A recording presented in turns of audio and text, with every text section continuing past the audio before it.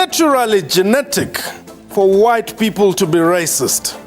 What percentage of whites suffer from superiority complex? Do black people need somebody like Gillian Schutte to fight their battles against racism? And why have the incidences of racism in schools increased? What time is it? It's question time.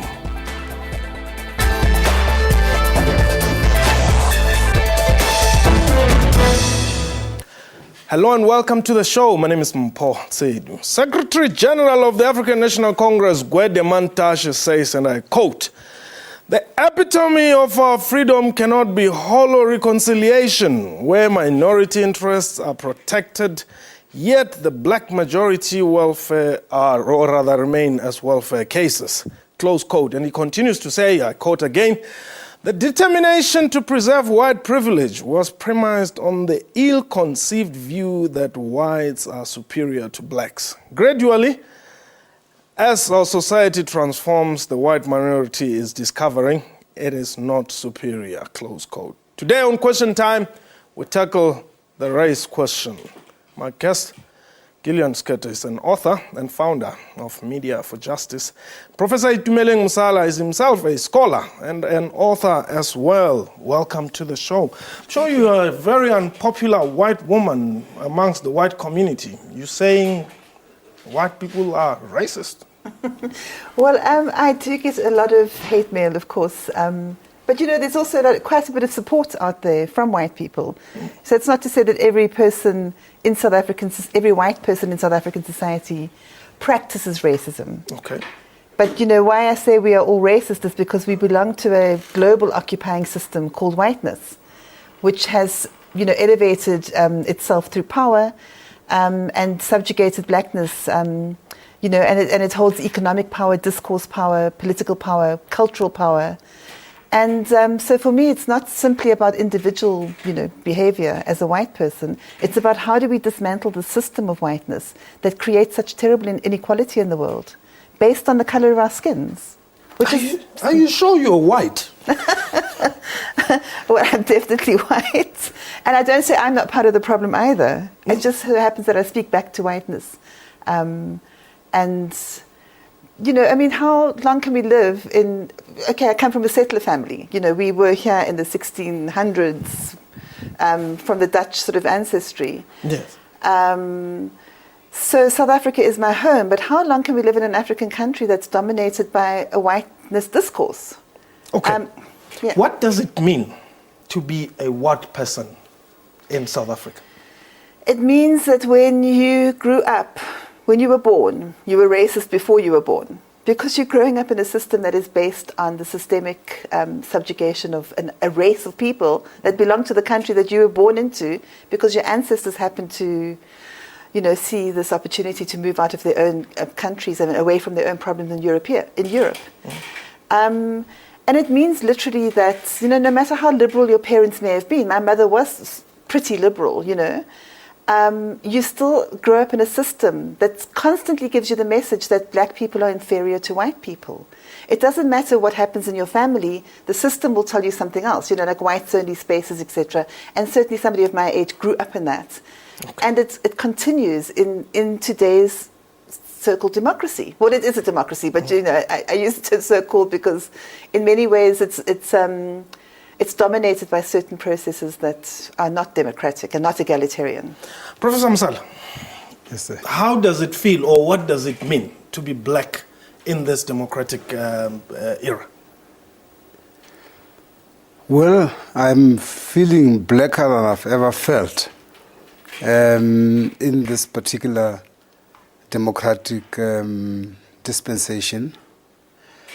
The reason for that is that this is a dispensation that should have dealt with my blackness in a much deeper and more radical way, and should have understood the place of blackness in a white world, in the modern Western, if you like, historical conjuncture. That blackness in that particular framework is unequal to whiteness. And therefore, the national liberation struggle in this country should have brought about a system and a society and a dispensation in particular must be kind, because the dispensation is different from a society. A society takes longer to build and to construct. And so I'm quite comfortable with the fact that that's still evolving. Yeah. But the national dispensation that we have in South Africa makes me blacker, makes me experience myself as blacker in the sense of an unequal person than I used to be before. And that I find particularly unacceptable. South African society is more racist now than it was during apartheid. Is that the case, or is it that whereas people had expected that they could be living a different type of life or in a different environment, they are finding it that actually they are not, and therefore it becomes more easier and clearer for them to see that this thing called racism is actually entrenched?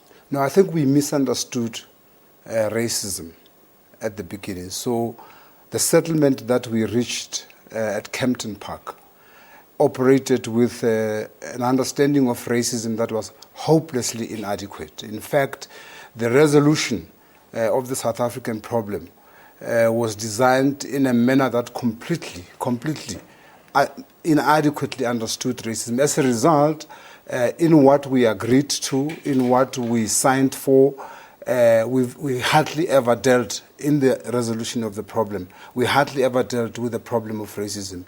And that is why black people are feeling it more now than they felt under white political domination. But what should have Because it's harder to be oppressed by a black person than it is to be oppressed by a white person, if you're black. Mm-hmm. What was supposed to have happened? Well, first of all, we were supposed to have understood why we had the racism that we had.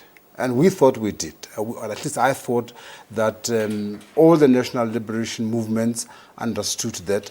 When they came together to negotiate with de Klerk, it became patently clear that they hopelessly misunderstood it. And so they took the compromises and the agreements and the arrangements with de Klerk that totally left black people out of this society. And this society is genealogically racist. The racism of the society doesn't come from the apartheid state alone. It goes way back. It goes way back to the 15th, 16th, and 17th century, before even white people came to this country. So within whiteness, within white intellectual discourse, within the white spiritual constitution, there is no place for the equality of black people. And if you don't understand that origin for racism, you will not understand what you should have done in 1990 at Kempton Park. Shalom. Yes, well, I agree. I mean, racism started when colonialism started, which was before South Africa was colonized. And it became an occupying system then, you know. And I think the Truth and Reconciliation Commission actually did nothing to shift the settler mentality in this country. And that's a huge problem, because it's now become a liberal discourse, which is extremely insidious. You know, while it might pay lip service to equality and non-racism, which doesn't exist at this stage, it's very friendly and polite. So it's very destabilizing discourse. Because if you look around you, just systemically, just at schools, right across the board, you know, Model C schools and say private schools, where do you see black principals and black teachers? There are a few, but we're living in 20 years into an African democracy, and the makeup of those schools is still white. So there's still all these signs and symbols around that speak of this white domination. I use this example quite a lot, but I teach media savvy at school sometimes to 15-year-olds, and they will tell me that the media that makes them, black students in a private school, will say the media makes them feel negative about themselves, about their own blackness, which means we're also now reinscribing white superiority to white children. So we're reinforcing that problem. But we're using this Rainbow Nation discourse, which is glossing over this problem of real racism that's happening, and yet pretending it's not happening. I want us to talk about institutional racism only after the break. Taking a quick break, please don't go away.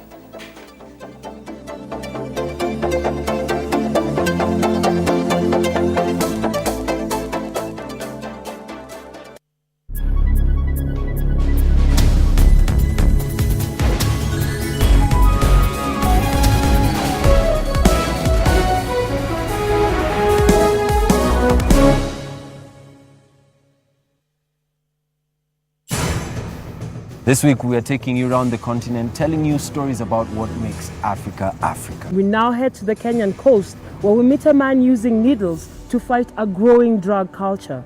A recent study revealed that there are 850 drug addicts in Diani alone, with over 220 using injectable drugs such as heroin. In my community, I've seen a lot of these people suffer. The Journal, every Saturday at 1:30 on SABC News.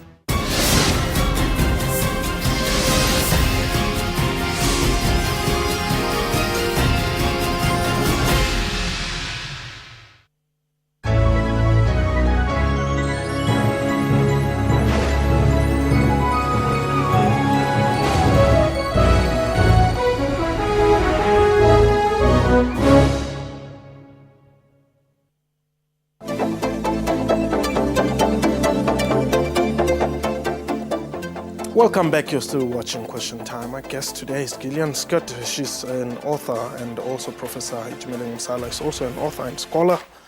Teachers, I believe, both of you. Prof, let's talk about institutional racism.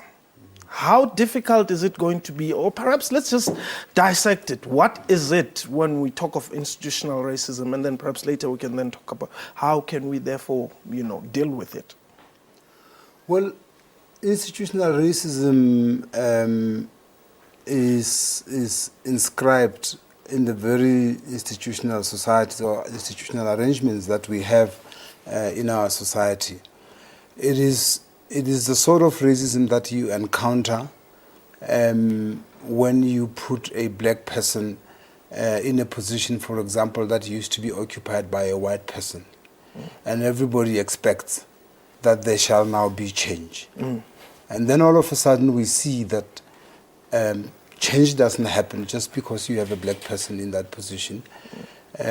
Sometimes, in fact, the problem gets exacerbated by the fact that it's a black person in that position.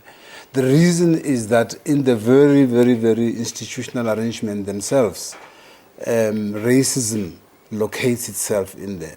And it is because the metaphors that dominate within that institution, the notions of knowledge, notions of beauty, notions of what is right and what is wrong are in fact products of a society that has been responsible for racism all the way, going back, as I say, to the origins of colonialism and also in particular the origins of capitalism. Can black people be racist, Gillian? Not in the framework that I work within, absolutely not, because it's not to say black people can't be prejudiced, but racism is a system of power. It's a system of white power. So, no, black people are not world-dominating, a force that's subjugating any other race in order for it to flourish, and benefit from. Whiteness is about benefiting from racism and blackness, and not recognizing the humanity of blackness. But I'm always afraid that I'm going to sound as if every single white person out there hates blacks, and that's not really the issue. The issue is that every single white person out there is protecting their privilege, and that translates into racism. So white people need to take the responsibility to reflect on what whiteness is, not as an individual person who speaks nicely to their gardener or whatever. It's more about understanding the systemic issue of racism, the institutional issue of racism, the holding onto that privilege and benefiting from that privilege, and the ways in which the non-acceptance of in institutions, how the threat of black professionals taking over jobs becomes then an iron ceiling is created, and there are all sorts of ways of undermining people and destabilizing people in those situations. I just want to point out very quickly that I speak about what I know whiteness does, not about the black experience. Okay. He will tell us about the black experience. So, so there's really been no real need for whiteness to change in this country. That hasn't happened. There's been no pressure on whiteness to change. And so it's become more and more entrenched and more embedded. White people are growing richer under this particular system, but they still have this incredibly anti-black narrative against the government. Of course, the government must be critiqued, Yes. but not in the way white people critique it. It must be critiqued because of this growing distance between the rich and the poor. And the fact that demographically 50% of not 50% of our entire population, which is largely black, is living on or below the breadline. And this, this kind of social justice, there's no sort of social justice discourse happening in the whiteness discourse.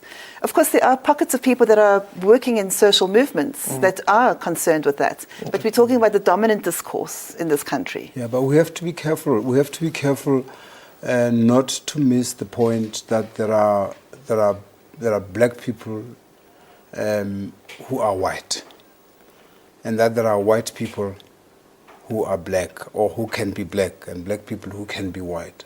And we've seen that throughout the history of the struggle in this country. So whiteness, and that's why my tradition, political tradition, defines blackness as a state of mind and a way of life. Because that is very, very important. It is not to say that historically it's not linked to the blackness that we know, that it's not linked to the color of your skin. But blackness representing a social system, a historical phenomenon. Similarly, whiteness representing a social system and a historical phenomenon has its roots in the way in which the world of white people has constituted itself over time, and how the world of black people has been viewed and perceived and appropriated by the world of and I don't want us to sound a little bit too academic here, but there are actually very highly problematic black people who are whiter than white people, and there are black people who are rather white people sometimes who are much blacker than black people. How do I? So that's seeing the political dimension. How do I? What we're talking how do about. I notice? What should I be subjected to in order for me to say this black person is more whiter than a white person?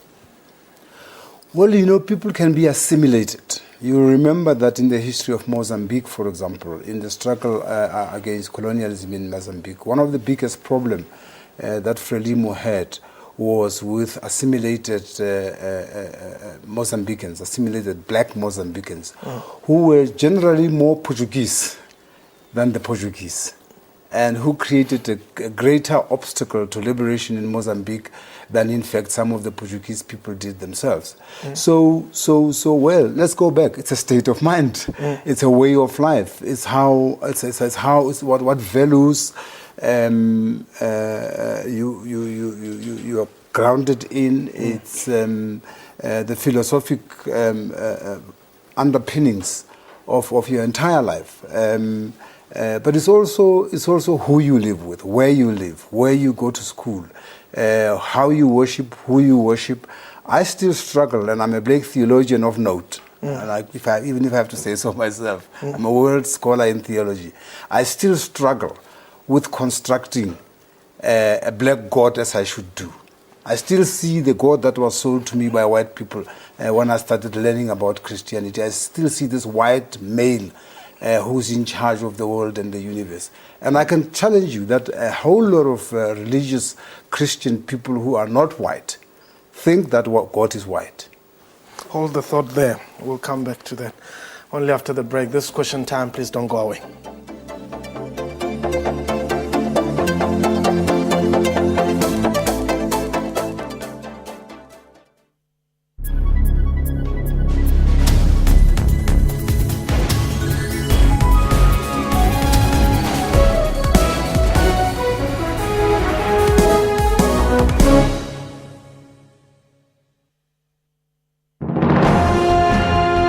Zoom into Africa. This is Gabon. The president is Mr. Ali Ben Bongo.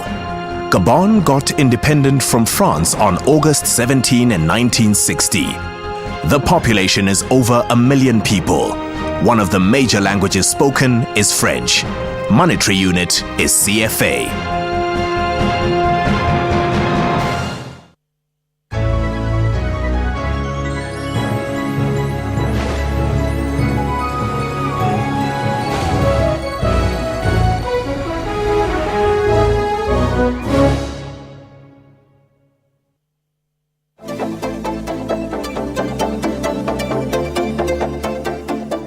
Welcome back. You're still watching Question Time. My guest today, Gillian Sketa. She's an author. Professor Itumeleng Msala is also a scholar and author. Welcome back. Gillian, let me allow you to just come in there, perhaps also dealing with the fact that there are some world-renowned leaders who recently been arguing that actually in each and every one's DNA, racism is implanted there. I think there is something called the memory DNA. Yeah. And I think that certainly the DNA of the memory of whiteness is extremely strong. I think white people are born with a superiority complex, and it's passed down. It's passed through to us through osmosis and through family sort of attitude. And this has got nothing to do with whether you are a white person with money or not. No, but I do think that, economic privilege, I think it's much harder for people with a lot of economic privilege to actually maybe start to unpack what racism is or what whiteness is. I think that's a very hard thing to move away from. I think maybe, the lower you go down in the economic scale, you might have more of a chance of having empathy. That's the whole thing. Empathy for black people is something that's completely missing from the vocabulary of whiteness. Empathy. And that is what allows white people to to dehumanize blackness. But is it not the responsibility of black people to ensure that they are not victims of racism? Yes, I do think that, there's a time to say no more. We're not going to put up with this, and to recognize it from that. But society is engineered in a way. You talk about... Professor was talking about how some black people may be whiter than white people. It's a social engineering thing, a middle class is created in order to create a buffer zone between, the rich and the poor almost. Yes. So, maybe a false consciousness is engineered in the middle class as well. Those are the things we need to be looking at in this country. We need to move beyond the rainbow nation, social cohesion, and nation-building discourse, which I say is a bit of a false discourse, because it really is a very sort of multiculturalism, shallow look at race and racism. Prof, you are agreeing. I agree 100%.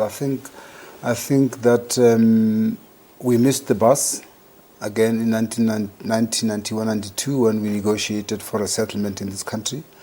But I think if we are going to avoid disaster, we need to deal with this matter quickly. We need to return to the issue, to understand it the way we have talked about it this afternoon.